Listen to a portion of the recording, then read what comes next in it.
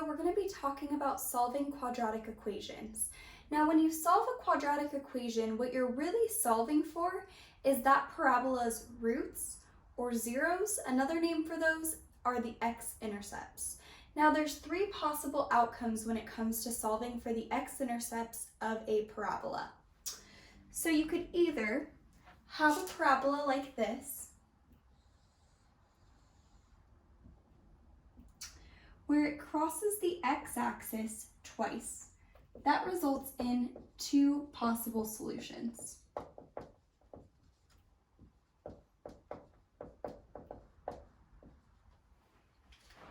You could also have a parabola whose vertex is at the x-axis.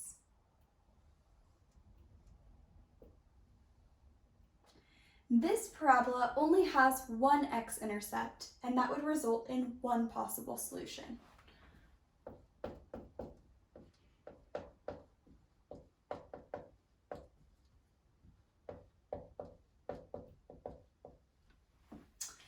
And finally, we can have a parabola that never intersects the x-axis, and that would look something like this. This parabola would have no x-intercepts, and therefore there would be no what we call real solutions.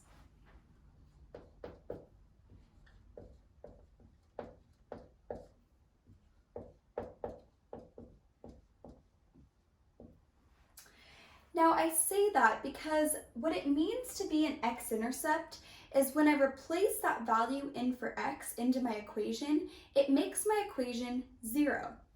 So what I mean by there is no real solution here, that means there's no real number that I can put into my equation and get out of 0. But there are actually potential imaginary solutions to these, where you put that imaginary number in and you get out 0. So I'm going to go through the different methods that can be used to solve a quadratic equation. So the first method that you could use is factor the quadratic, then apply what's called the zero product property.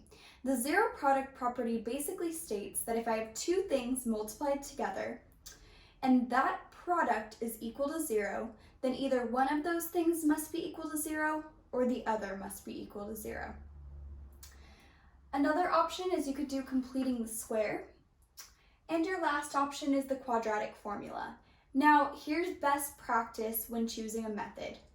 Your first method only works when the quadratic is actually factorable. So if you could come up with two binomials, two first-degree binomials that multiply together to equal your quadratic, then you're good to go to use number 1.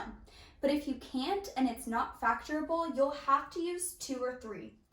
Now the nice thing here is completing the square and quadratic formula always work no matter what the quadratic equation looks like. So it doesn't have to be factorable to use those. Now the quadratic formula, it's a lot of memorization, and if you don't want to memorize, the nice thing is the quadratic formula is actually derived from completing the square. So if you know how to complete the square, you never have to remember the quadratic formula. Okay, so I'm going to take you through each of the methods. The first one I'm going to show you is how to use factoring to solve for the roots of a quadratic. So we're finding the roots of y equals 2x squared minus 5x minus 3.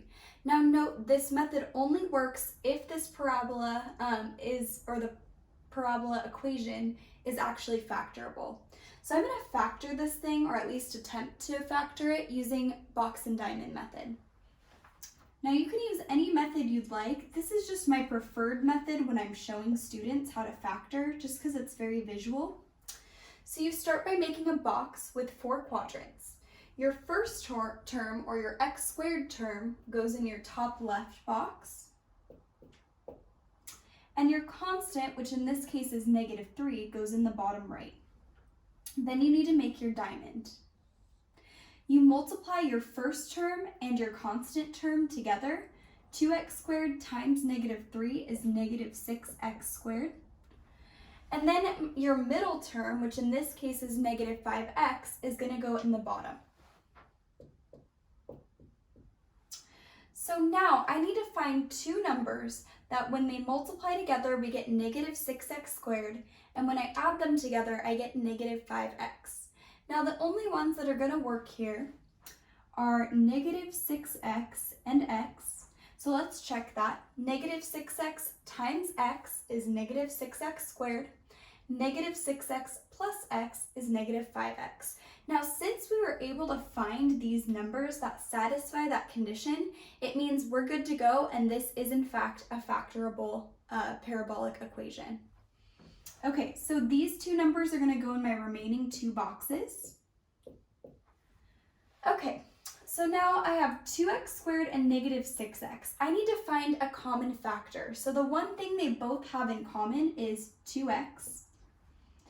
2x times x gets me 2x squared. X times 1 gets me x. And 2x times negative 3 is going to get me negative 6x.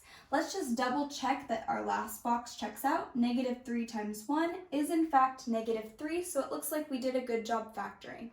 So 2x squared minus 5x minus 3 is actually equal to 2x plus 1 times x minus 3. Now we're looking for the root, so we're looking to see when this thing equals 0. Now we can apply our zero product property. So if these two things multiplied together equals 0, that means either this number has to be 0 or this has to be 0. So we're going to find the values for x that make either 2x plus 1 equals 0 or x minus 3 equals 0. So I have 2x plus 1 equals 0 or x minus 3 equals 0. So now we just have to do a little bit of solving. I'm going to subtract 1 from both sides to get x by itself. So I have 2x equals negative 1. Now I have 2 times x, so to undo that, I'm going to divide both sides by 2. So I end up with x equals negative 1/2. Okay, now I have x minus 3 is equal to 0. So to get x by itself, I'm going to add 3 to both sides. And I get x equals 3. So in this case, we have two solutions, or two roots. My two roots are at x equals negative 1/2 or x equals 3. These are my two solutions or roots. Now you can write them as x equals form, or you can write them in coordinate form.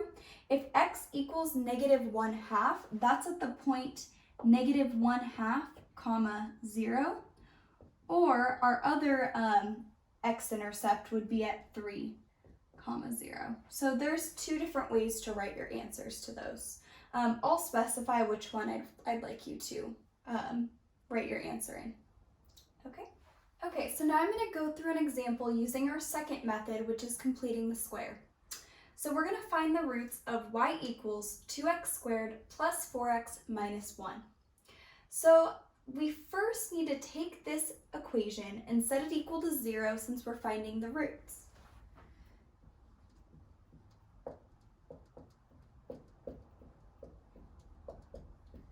So I have 2x squared plus 4x minus 1 is equal to 0.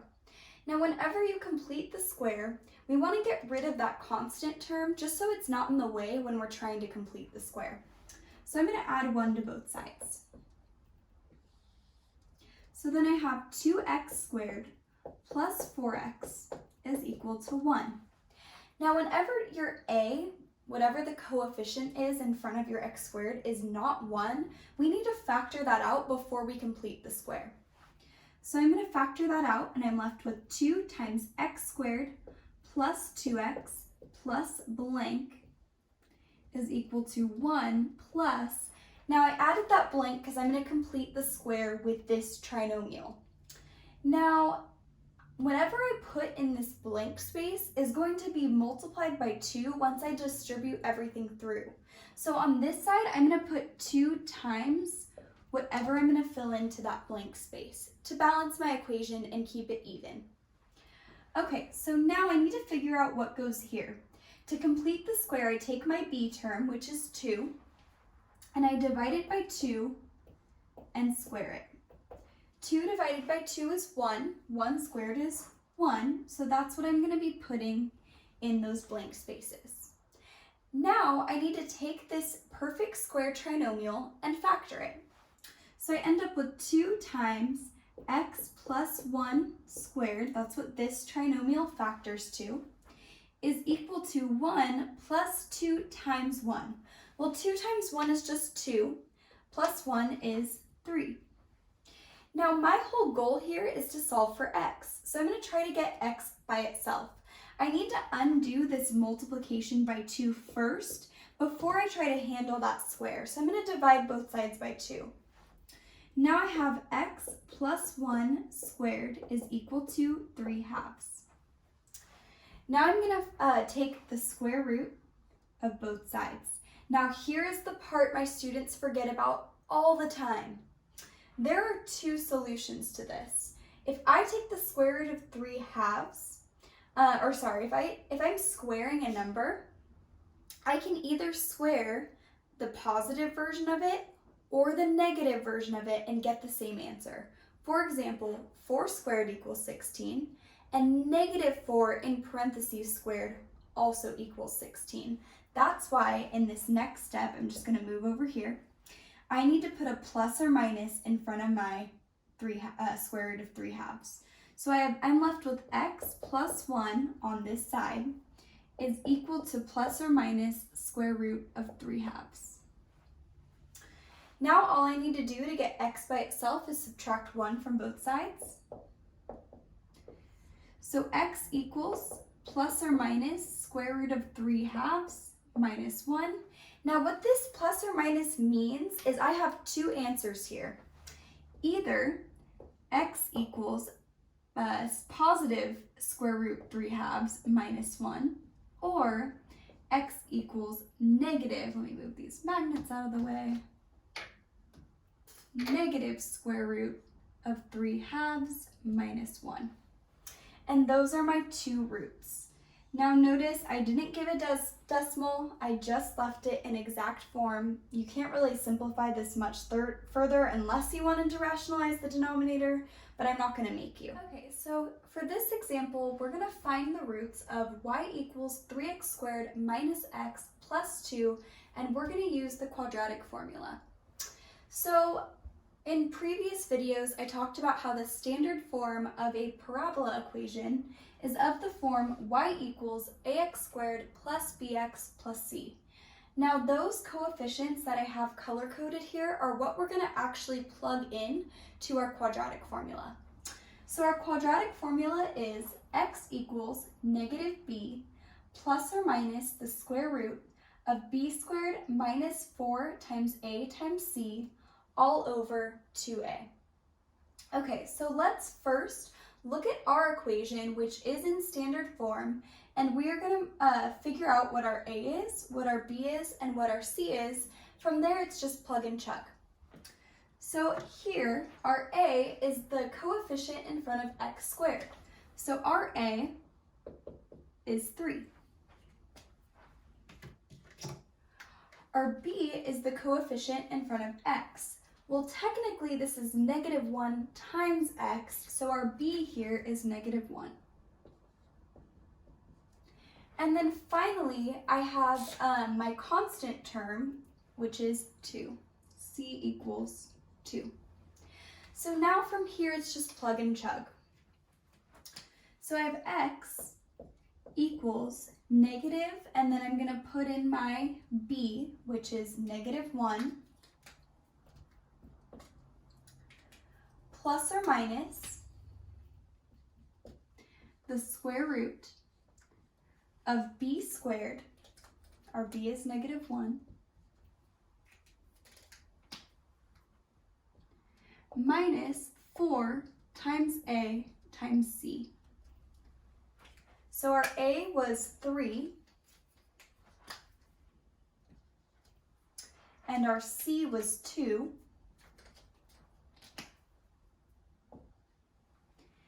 And this entire thing is going to be divided by 2 times our a, which is 3.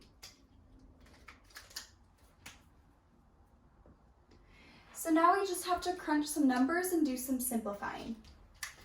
So we have x equals, well, negative 1 is going to be a positive 1. So 1 plus or minus the square root. Negative 1 squared is 1 minus 4 times 3 is 12 times 2 is 24 all over 6. 2 times 3 is 6. Okay, so now let's simplify a little further. I have x equals 1 plus or minus the square root. Now, 1 minus 24. If I have $1 and I spent 24, I'm in debt $23. So I have negative 23 all over 6. Now this right here is a problem. We can't take the square root of a negative number and come up with a real number. So this, if you get this is your case where there is no real solutions. Now don't get in the habit of writing no solutions, because like I said, there actually is an imaginary solution that works here. However, or actually it's a complex solution. However, for as far as we're gonna go, we're gonna stop if there are no real solutions. So if you get an answer like this, where you have a negative under the square root, this is where you can stop and say, I have no real solutions.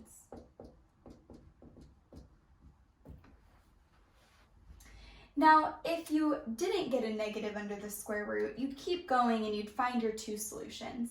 One's going to be 1 plus whatever this is all over 6. The other one's going to be 1 minus whatever this is all over 6. You'd clean it up a little bit and simplify, and then that is how you solve using our quadratic formula.